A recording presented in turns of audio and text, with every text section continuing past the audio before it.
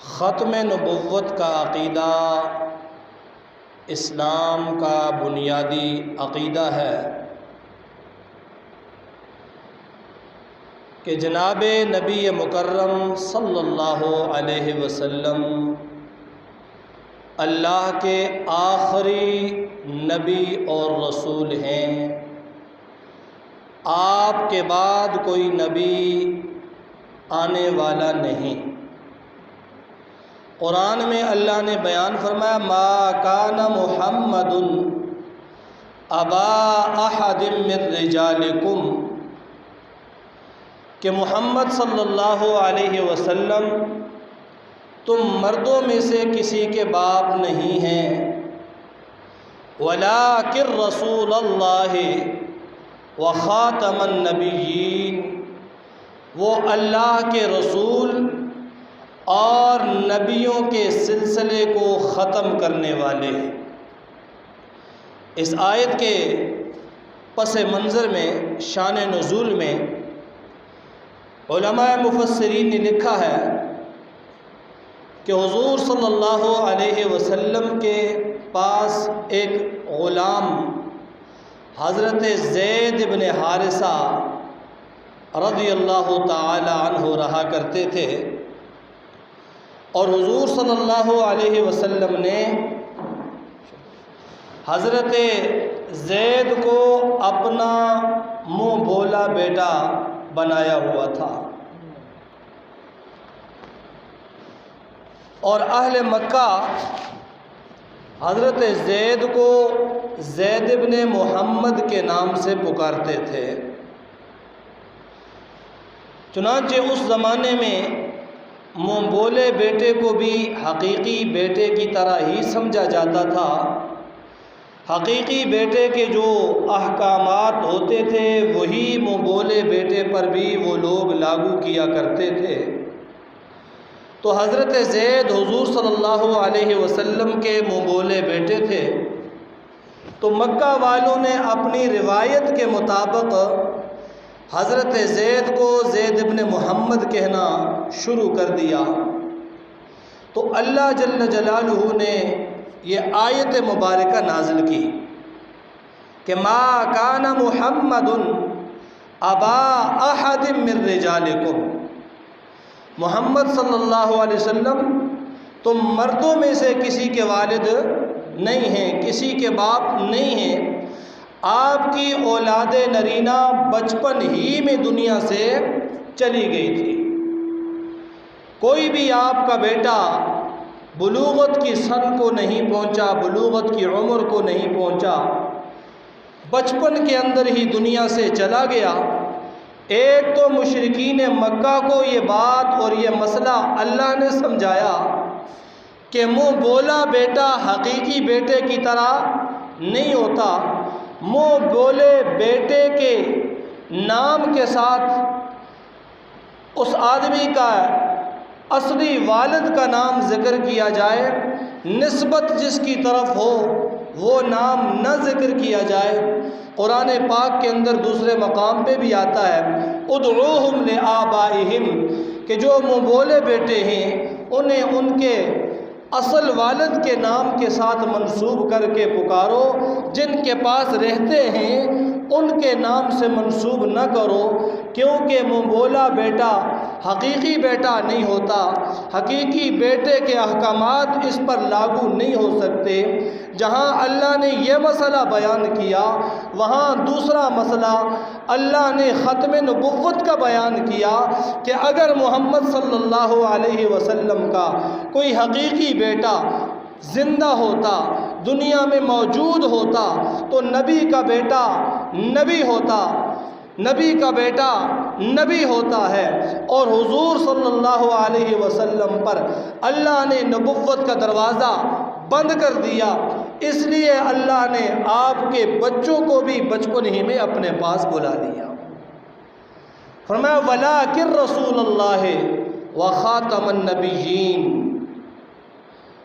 محمد تو نرے اللہ کے رسول ہیں، وَخَاتَمَ النَّبِيِّينَ، اور نبوت کے سلسلے کو ختم کرنے والے ہیں۔ خاتم النبیین دو معنی، ایک خاتم بمانی مہر، مہر وہاں لگائی جاتی ہے، کوئی بھی سرکاری آرڈر ہو تو جہاں وہ ختم ہوتا ہے وہاں پر مہر لگا دی جاتی ہے، اور اس مہر کا مقصد یہ ہوتا ہے کہ سرکار کا آرڈر یہاں تک ہے، وہاں مہر لگ گئی، اب اس کے اندر کوئی بھی آدمی اپنا من پسند جملہ اس میں ایڈ نہیں کر سکتا، نہیں ڈال سکتا، کیونکہ مہر لگ گئی۔ اور حضور صلی اللہ علیہ وسلم بھی خاتم النبیین ہیں، نبوت کے سلسلے کی آخری کڑی اور مہر ہے، حضور کے بعد کوئی نبی نہیں آئے گا۔ قرآن پاک کے اندر اور 200 سے زائد احادیث کے اندر اللہ کے نبی نے اس مسئلہ ختم نبوت کو بیان کیا اور بڑے شد و مد کے ساتھ بیان کیا۔ ایک حدیث کے اندر آتا ہے، میرے نبی نے مثال دی، فرمایا میری اور مجھ سے پہلے نبیوں کی مثال ایسی ہے جس طرح ایک آدمی نے شاندار محل بنا دیا، ہر طرح سے وہ مزین ہے، آراستہ ہے، خوبصورت ہے، ہر لحاظ سے وہ دیدہ زیب ہے، ہر سمت سے وہ خوبصورت ہے، اس کے اندر خوبصورتی کی کوئی کمی نہیں، شاندار و عالیشان محل ایک آدمی نے بنا لیا، اور دیکھنے والا اس محل کی خوبصورتی کو دیکھ کر انگشت بدنداں ہو جاتا ہے، دیکھنے والا اس محل کی خوبصورتی کو دیکھ کر متحیر ہو جاتا ہے، حیران ہو جاتا ہے، جب وہ قریب آتا ہے تو دیکھتا ہے کہ اس محل کی ایک اینٹ کی جگہ خالی ہے، وہ اینٹ لگی ہوئی نہیں ہے، تو وہ دیکھنے والا کہتا ہے اتنا عالی شان محل ہے، اتنا خوبصورت محل ہے، اتنا مزین و آراستہ محل ہے، اتنا دیدہ زیب و دلکش محل ہے، کاش کہ یہ اس کی اینٹ اکھڑی ہوئی نہ ہوتی، اینٹ یہاں پہ لگی ہوتی، اس کی خوبصورتی کو 4 چاند لگ جاتے۔ میرے نبی نے فرمایا وہ محل نبوت کا محل ہے، اور اس کی وہ آخری اینٹ میں محمد الرسول اللہ۔ میرے نبی نے سمجھایا، اور ایک موقع پر میرے نبی نے فرمایا سیکون من امتی 30 کذاب، ان قریب میری امت میں 30 جھوٹے آئیں گے، 30 دجال آئیں گے، 30 کذاب آئیں گے، یزعمون کلہم یزعمون انہ نبی، ان 30 میں سے ہر ایک یہ گمان کرے گا کہ وہ نبی ہے، ہر ایک یہ دعویٰ کرے گا کہ وہ نبی ہے، اور میرے نبی نے فرمایا سارے کے سارے جھوٹے ہیں، انا خاتم النبیین لا نبی بعدی، میں آخری نبی ہوں، میرے بعد کوئی نبی آنے والا نہیں ہے، نبوت کے اس سلسلے کی میں آخری کڑی ہوں، میرے بعد نبوت کا سلسلہ ختم ہے۔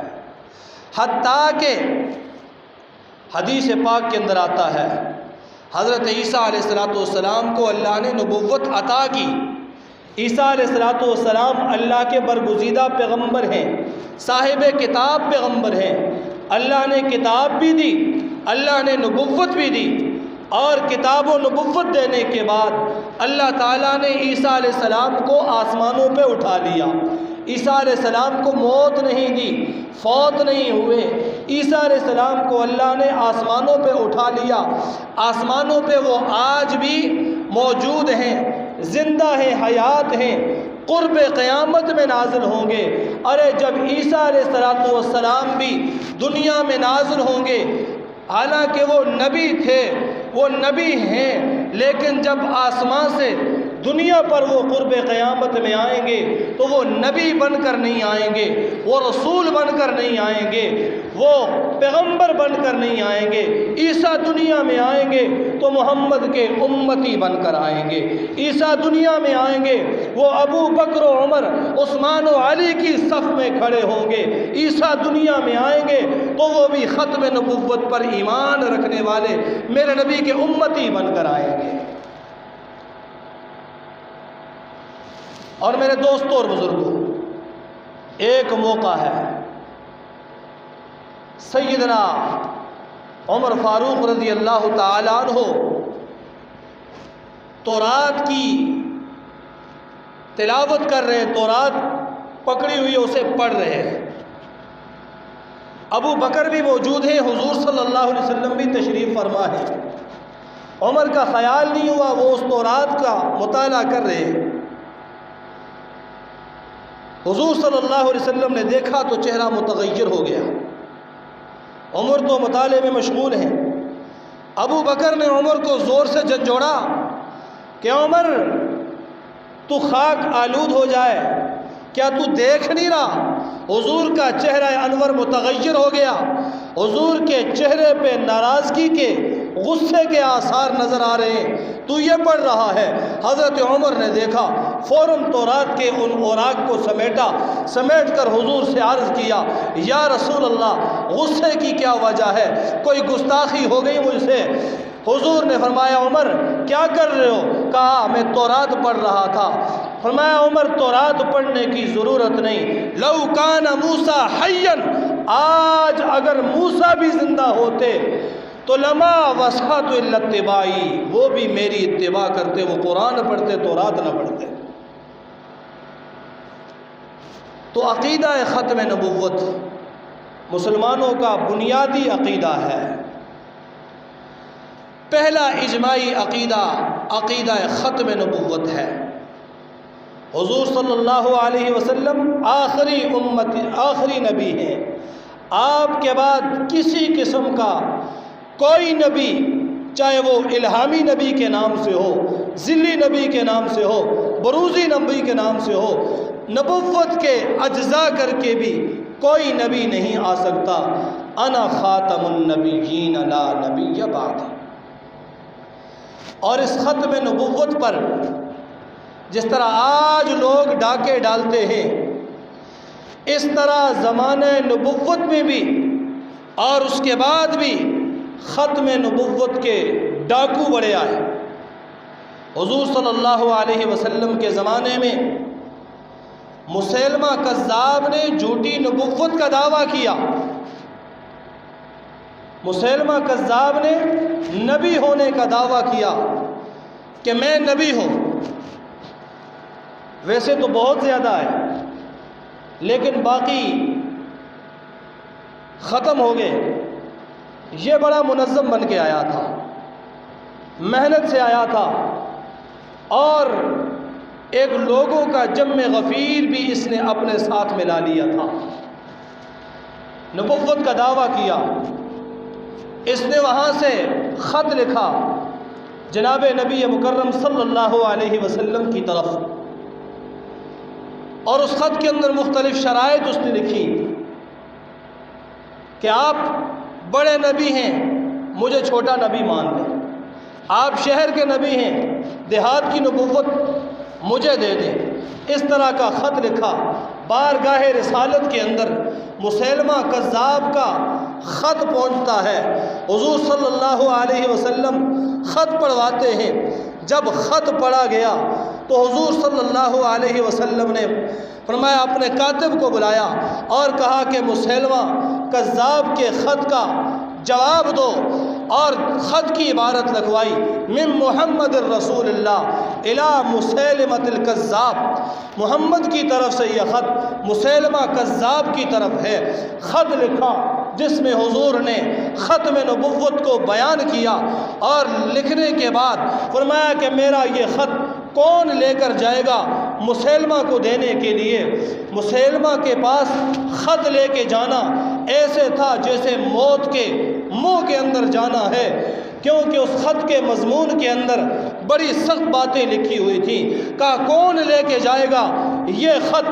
ایک غریب صحابی ہیں، اور وہ جسم سے بھی کمزور اور لاغر ہیں، مالی اعتبار سے بھی کمزور ہیں۔ وہ آتے ہیں اور آ کر کہتے ہیں یا رسول اللہ یہ خط میں لے کر مسیلمہ کذاب کے پاس جاؤں گا، خط میں اس تک پہنچاؤں گا۔ حضور صلی اللہ علیہ وسلم نے فرمایا کیا تو یہ خط پہنچا لے گا، مسیلمہ کو دے دے گا؟ کہا یا رسول اللہ آپ کا یہ غلام یہ خط مسیلمہ کو دے کر ہی آئے گا۔ حضور نے اپنی تلوار مرحمت کی، یہ میری تلوار لے لو۔ حضور نے اپنی سواری پیش کی، یہ میری سواری لے لو۔ یہ صحابی حضور کی تلوار اور سواری پر سوار ہو کر سیدھا مسیلمہ کذاب کے ہاں پہنچتا ہے۔ جب اس کے دربار میں پہنچتا ہے، صحابہ کہتے ہیں کہ یہ لاغر اور کمزور صحابی جب حضور کی تلوار لے کر نکلتا ہے تو ہم نے وہ جاہ و جلال اس غریب صحابی کی چال میں دیکھا، اس کے عزم میں دیکھا، اس کے ارادے میں دیکھا کہ اب یہ کچھ بھی کرنے پر قادر ہے۔ سیدھا مسیلمہ کذاب کے دربار میں پہنچا اور جا کر مسیلمہ کذاب نے پوچھا کون ہے، کہاں سے آیا؟ اس نے خط مسیلمہ کے سپرد کیا۔ مسیلمہ نے خط پڑھا، خط پڑھنے کے بعد سوال کیا اس صحابی سے، اتشہد ان محمد الرسول اللہ، کیا تو یہ گواہی دیتا ہے کہ محمد صلی اللہ علیہ وسلم اللہ کے رسول ہیں؟ تو اس صحابی نے کہا اشہد ان محمد الرسول اللہ، میں گواہی دیتا ہوں محمد صلی اللہ علیہ وسلم اللہ کے رسول ہیں۔ مسیلمہ نے دوسرا سوال کیا، اتشہد انی رسول اللہ، کیا تو یہ گواہی دیتا ہے کہ میں مسیلمہ کذاب اللہ کا رسول ہوں؟ اس صحابی رسول نے کہا کہ مجھے سنائی نہیں دیتا، مجھے آواز نہیں آتی۔ مسیلمہ نے دوبارہ کہا اتشہد ان محمد الرسول اللہ، کیا محمد کو رسول مانتا ہے؟ کہا نعم اشہد ان محمد الرسول اللہ، جانتا ہوں، مانتا ہوں حضور اللہ کے رسول ہے۔ پھر سوال دہراتا ہے مسیلمہ، کیا تو یہ بھی مانتا ہے کہ انی رسول اللہ، میں اللہ کا رسول ہوں؟ یہ صحابی پھر کہتا ہے کہ مجھے آواز نہیں آتی۔ تیسری بار کیا، تیسری بار بھی یہی جواب دیا۔ کہنے لگا اپنے سپاہیوں سے، لے جاؤ اسے ذرا مارو، اس کو صحیح کرو۔ یہ سنتا تو ہے لیکن میری نبوت کی بات نہیں سنتا۔ جب محمد کے بارے میں سوال کرتا ہوں کان اس کے صحیح ہو جاتے ہیں، جب اپنی نبوت کے بارے میں پوچھتا ہوں یہ بہرا بن جاتا ہے، سنتا نہیں ہے۔ اس پر تشدد کرو۔ تشدد کر کے جب لایا جاتا ہے دربار میں، دو بندے پکڑ کر کھڑا ہوتے ہیں۔ پھر مسیلمہ کہتا ہے اتشہد انی رسول اللہ، کہ کیا تو گواہی دیتا ہے کہ میں مسیلمہ اللہ کا رسول ہوں؟ وہ صحابی کہتا ہے لا اسمعو، تیری آواز میں سن نہیں پا رہا۔ پھر وہ کہتا ہے اتشہد ان محمد الرسول اللہ، کیا تو گواہی دیتا ہے کہ محمد اللہ کے رسول ہیں؟ یہ فرماتے ہیں اشہد ان محمد الرسول اللہ۔ مسیلمہ کہنے لگا اچھا اب بات سن میری، میں تجھے قتل کر دوں گا، میں تیرے ایک ایک عضو کو کاٹ دوں گا اگر تو نے میری بات کا جواب نہ دیا۔ اس نے کہا اپنی ہمت پوری آزما لے، یہاں پر محمد کا غلام کھڑا ہے، سچے نبی کا وفادار ساتھی کھڑا ہے، تو کچھ نہیں کہلوا سکتا۔ مسیلمہ کذاب نے تلوار سے ایک بازو تن سے جدا کر دیا، پھر یہی سوال کیا۔ اب کے بار اس صحابی نے، اس غریب صحابی نے یہ کہا کہ میں محمد کو اللہ کا رسول مانتا ہوں، تجھ پہ لعنت بھیجتا ہوں۔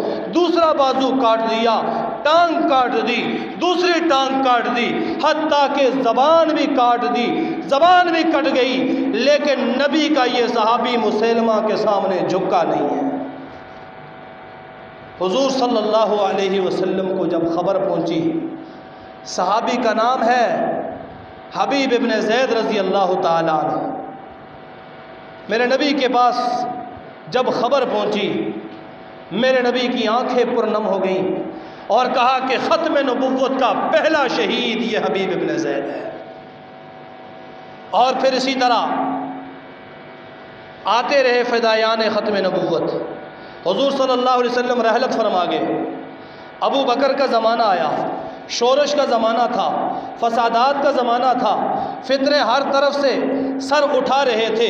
وہ فتنے جو جناب محمد الرسول اللہ صلی اللہ علیہ وسلم کی زندگی میں دبے ہوئے تھے، چھپے ہوئے تھے، منافقین تھے، سامنے نہیں آ رہے تھے۔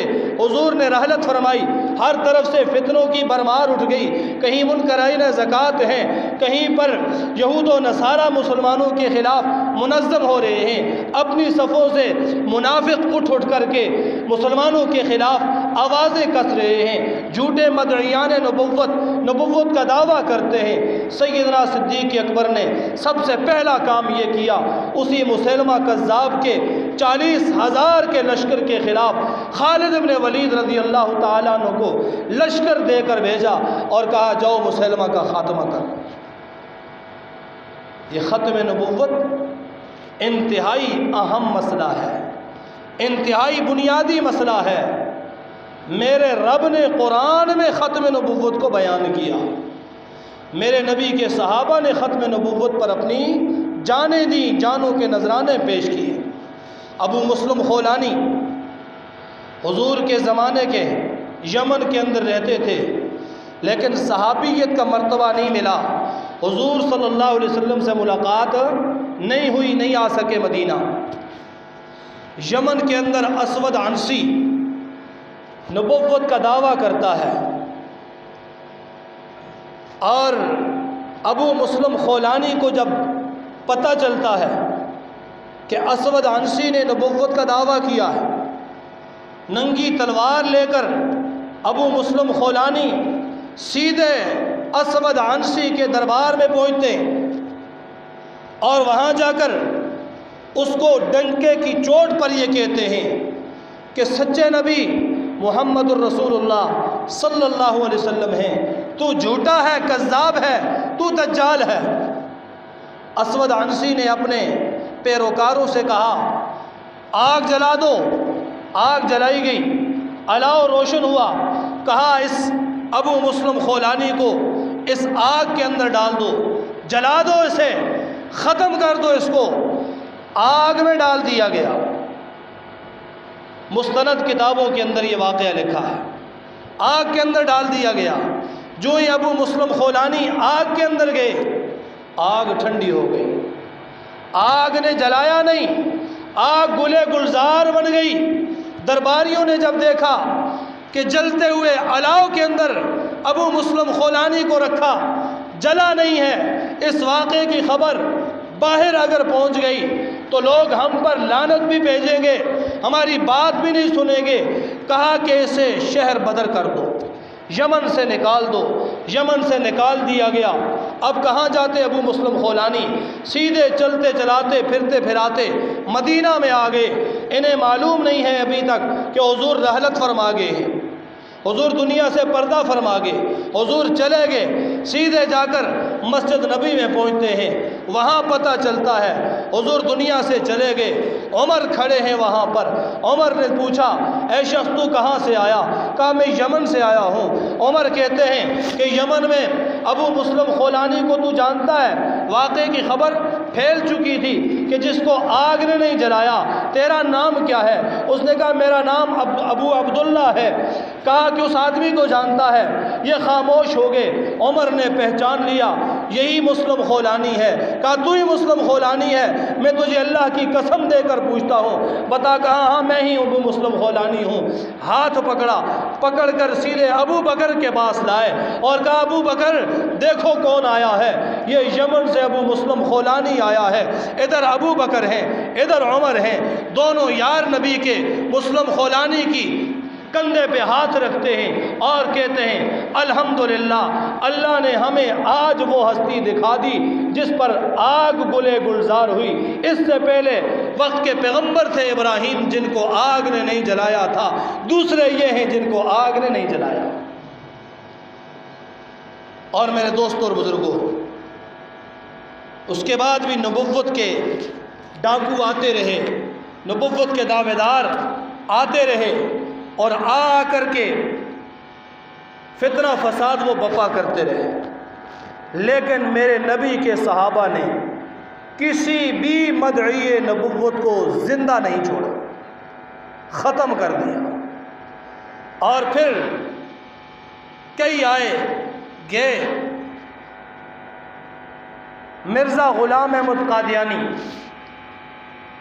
یہ قریب کے زمانے کا دجال اور کذاب ہے، جس نے پہلے یہ دعویٰ کیا کہ میں مہدی ہوں، امام مہدی آئیں گے نا، اس نے کہا میں مہدی ہوں۔ تھوڑی اور ترقی کی، میں مجدد ہوں، دین کی تجدید کرنے والا ہوں۔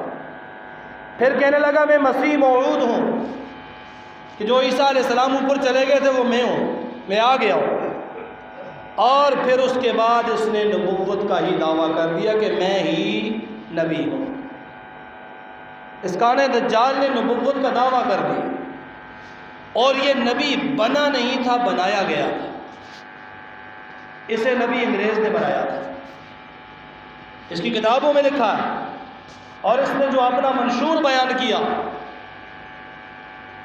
اس نے جو اپنا منشور بیان کیا، اس نے کہا کہ دو چیزیں میں لے کے آیا ہوں۔ ایک انگریز حکومت اللہ کی طرف سے عطا کی ہوئی نعمت ہے، جو انگریز کی تابعداری کرے گا وہ میرا بھی تابعدار ہوگا، اپنے آپ کو رسول کہتا تھا۔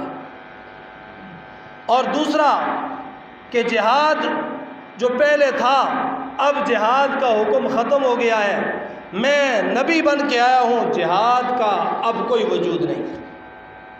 اور یہ دونوں سازشیں تھی کس کی؟ انگریز کی، کہ اس نے اسے بنایا اور پھر مالی طور پر اسے سپورٹ کیا، ہر طریقے سے اس کے ساتھ تعاون کیا، اس کو مضبوط کیا، اور پھر یہ بھی ایک بڑی طاقت بن کر ابھرا۔ اس نے بھی پاکستان کے اندر، ہندوستان کے اندر بڑا شر اور فساد پھیلایا،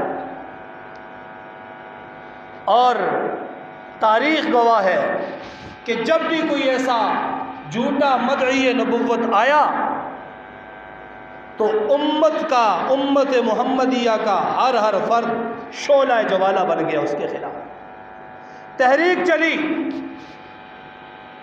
اس مرزا قادیانی کے خلاف تحریک چلی، 1953 کے اندر مظاہرے ہوئے، ہر لحاظ سے علمی میدان کے اندر علماء آگے اور ایسے دو ٹوک طریقے سے قادیانیت کا رد کیا۔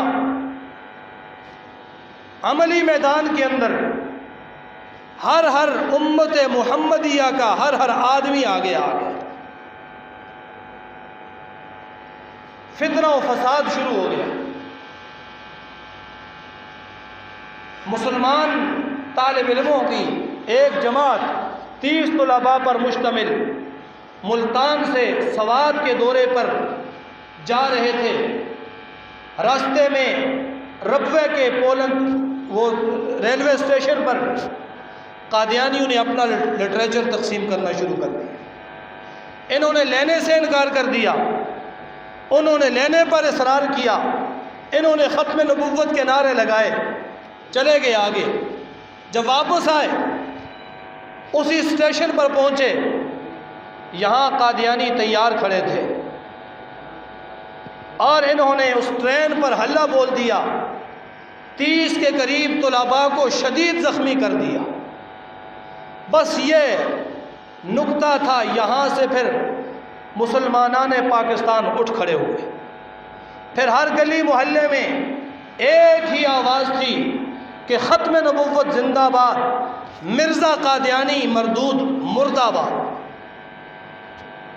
اور یہ ایسی منظم سازش کے تحت آیا، جب تقسیم پاکستان ہوئی تو ملک پاکستان کی پہلی اسمبلیوں میں بڑے بڑے عہدوں پر یہ قادیانی تھے۔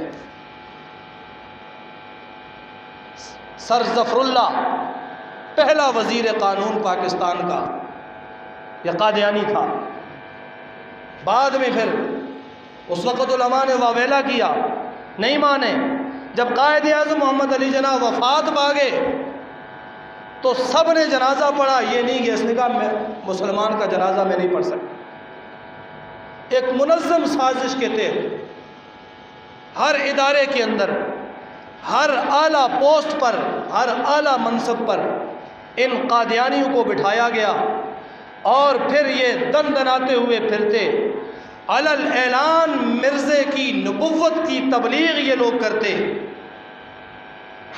اور پھر ماحول ایسا بنا 1974 کے اندر، 7 ستمبر 1974 کو، اس سے پہلے مئی اور جون کے مہینے میں سخت قسم کے واقعات پیش آئے۔ مسلمانوں کا اب صرف یہ مطالبہ تھا کہ یہ قادیانی اسلام کا بھی دشمن ہے، پاکستان کا بھی دشمن ہے، لہٰذا اس کو کافر قرار دیا جائے، قانونی طور پر اقلیت قرار دیا جائے۔ حکومت تیار نہیں تھی، حکومت تیار نہیں تھی، کیونکہ وہاں پر بڑے بڑے مناصب پر بیٹھے ہوئے قادیانی تھے۔ ہم مسلمانوں کی عادت یہ ہے، ہم شور اور غوغا بہت کرتے ہیں، لیکن عملی کام ہم سے نہیں ہوتا۔ آج باطل کس طرح چلتا ہے؟ آج اگر آپ دیکھیں اپنی اعلیٰ ترین پوسٹوں پر آپ کو یا تو وہاں پر شیعہ ملیں گے یا قادیانی ملیں گے، وہ شور کیے بنا بڑھتے جا رہے ہیں، قانون کے اندر داخل ہو کر اپنا وہاں پر مقام بنا رہے ہیں، اور افسوس کے ساتھ ہم لوگ صرف مظاہروں میں نعروں تک اور جلوسوں تک محدود ہو کر رہ گئے۔ تو بہرحال اس وقت بھی مسلمانان عالم نے، مسلمانان پاکستان نے اس قادیانی فتنے کا ڈٹ کر مقابلہ کیا۔ ایک طرف عطا اللہ شاہ بخاری جیسے عظیم خطیب کہ جو وہاں جہاں پر صدا لگا دے لوگوں کو شعلہ جوالہ بنا دے، مولانا تاج محمود صاحب بہت اعلیٰ پائے کے خطیب، میدان میں یہ لوگ نکلتے ہیں۔ اسمبلی کے اندر مفتی محمود غلام غوث ہزاروی، شاہ احمد نورانی، ان جیسے بڑے بڑے علماء باہر عوام کے اندر، عطا اللہ شاہ بخاری جیسے جرنیل عوام کے اندر کام کر رہے ہیں۔ اور پھر وہ وقت بھی آیا، ایک موقع پر مسجد کے اندر تقریر ہو رہی ہے، مسجد کے اندر ختم نبوت پر بیان ہو رہا ہے، ایک عورت وہاں سے جا رہی ہے، گزر رہی ہے، کانوں میں جب آواز پڑتی ہے، جوش اور جذبہ ولولہ ایسا، نبی کے ساتھ محبت ایسی کہ اس کے پاس چند مہینوں کا معصوم بچہ اٹھایا ہوا ہے، اور اٹھا کر سیدھی وہ مسجد میں چلی جاتی ہے، خطیب صاحب سے کہتی ہے، بچہ اچھالتی ہے کہ میرا سارا سرمایہ یہی ہے، یہ ختم نبوت پہ قربان کر دو۔ اور وہ خطیب صاحب مولانا تاج محمد صاحب یہ کہتے ہیں کہ ارے بہن، ابھی تک میں زندہ ہوں، یہ سب زندہ ہیں، جب سب نبی کی نبوت پر، ختم نبوت پر کٹ مریں گے اس کے بعد تیرے بچے کو قبول کیا جائے گا، ابھی تک ہم سب موجود ہیں۔ تاریخ نے وہ مناظر دیکھے، ایک بارات جا رہی ہے، ماں اپنے بیٹے کی بارات لے کر دلہن لینے کے لیے جا رہی ہے، ربوے کے ریلوے اسٹیشن پر پہنچتی ہے، آگے ہنگامہ ہے، فائرنگ کی آوازیں آ رہی ہیں، لوگ کٹ رہے ہیں، مر رہے ہیں، زخمی ہو رہے ہیں۔ یہ بارات جب رکتی ہے، وہ ماں پوچھتی ہے یہ کیا فساد ہے، راستہ کیوں بند ہے؟ بتانے والے نے بتایا یہاں قادیانی اور مسلمانوں کی لڑائی شروع ہے۔ ارے وہ ماں اٹھتی ہے، اٹھ کر بیٹے کے سر سے صحرا اتار کے، گردن سے گلے سے ہار نکال کر کہتی ہے بیٹا اسی دن کے لیے میں نے تمہیں تیار کیا تھا، جاؤ سینے پہ گولی کھا کے آنا، تیری بارات لے کے میں آئی ہوں، محمد تیرا جنت میں حوروں کے ساتھ نکاح کریں گے۔ تاریخ نے لکھا، دیکھنے والوں نے دیکھا، شاہدین نے گواہی دی، ماں کا وہ بیٹا جو دلہن لینے کے لیے جا رہا تھا آگے بڑھا، لڑتے ہوئے شہید ہو کر رب کے حضور پہنچ گیا۔ ایسے جذبہ، ایسے ولولہ اور ایسی قربانیوں کے ساتھ بالآخر 7 ستمبر 1974 میں حکومت مجبور ہو گئی، عوام کے آگے حکومت مجبور ہو گئی، مسلمانوں کے آگے مجبور ہونے کے بعد ایک بینچ بنایا گیا، سماعتوں پر سماعتیں ہوتی رہیں۔ ادھر مفتی محمود ہیں، مولانا عبدالحق حقانی ہیں، اور غلام غوث ہزاروی ہیں، احمد شاہ نورانی ہیں، سب مسالک کے علماء ہیں۔ ایک طرف یہ ہیں، دوسری طرف اس وقت کا مرزا ناصر اس دجال کا وکیل ہے، بیٹا ہے، دلائل ہوتے ہیں، تاریخوں پہ تاریخیں ہوتی ہیں۔ بالآخر مرزائی عقیدہ فیل ہو جاتا ہے، اسمبلی میں قرارداد پیش ہوتی ہے، سب لوگ حق میں ووٹ دیتے ہیں، سینٹ سے منظور ہوتی ہے، اور پھر 14 ستمبر شام 4:30 پر ذوالفقار علی بھٹو ختم نبوت کے اس ڈاکو کے کفر پر مہر لگا کر اس کے تابوت میں آخری کیل ٹھوک دیتے ہیں۔ یوں یہ کافر ہو گیا، کافر تو ہو گیا لیکن خطرہ اس کا اب بھی ختم نہیں ہوا۔ لوگ کہتے ہیں جی صرف قادیانی کافر رہ گئے، یہ عیسائی بھی کافر ہیں، یہودی بھی کافر ہیں، یہ انڈیا والے بھی کافر ہیں، سب کافر ہیں، آپ صرف قادیانی قادیانی قادیانی۔ وہ کافر ہیں، اپنے کفر کو مانتے ہیں، وہ کافر ہیں، وہ ہم سب کو معلوم ہے، وہ مسلمانوں کے لیے خطرناک نہیں ہو سکتے۔ یہ کافر ایسا ہے جو کفر کو چھپا کر اسلام کے روپ میں داخل ہو کر اسلام کو بدنام کرتا ہے۔ اور آشیرواد سے کس کی حاصل ہے؟ آج بھی اسے دنیا کفر کی آشیرواد حاصل ہے۔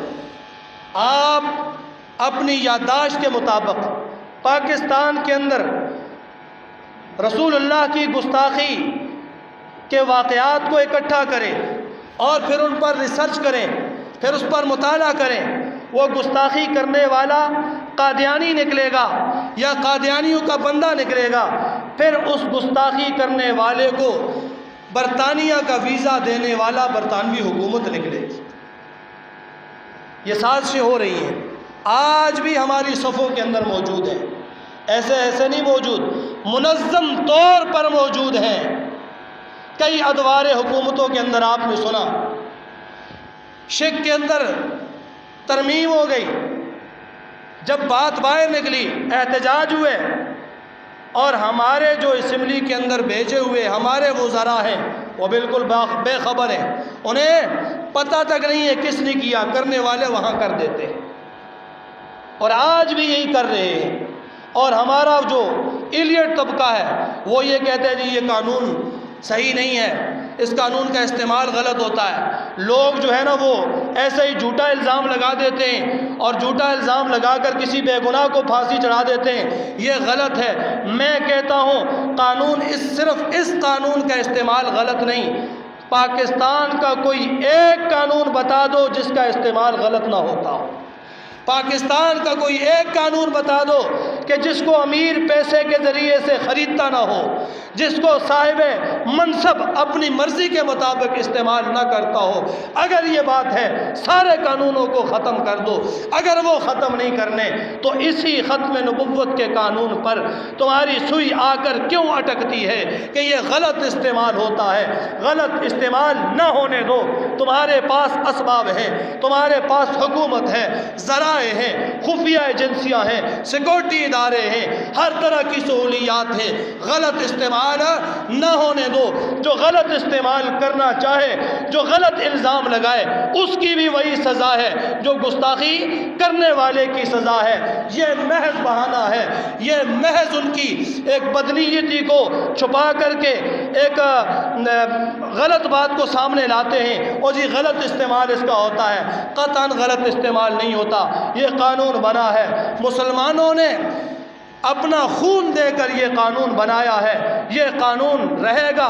قادیانی کل بھی کافر تھا، قادیانی آج بھی کافر ہے، قادیانی تا قیامت کافر رہے گا۔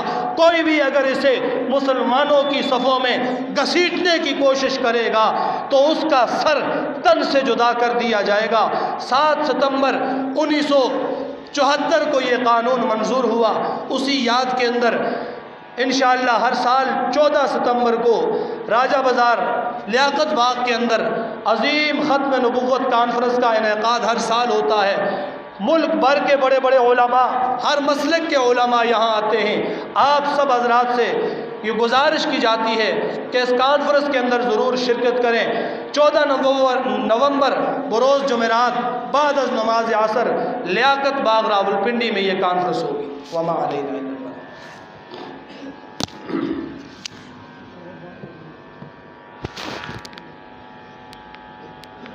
14 ستمبر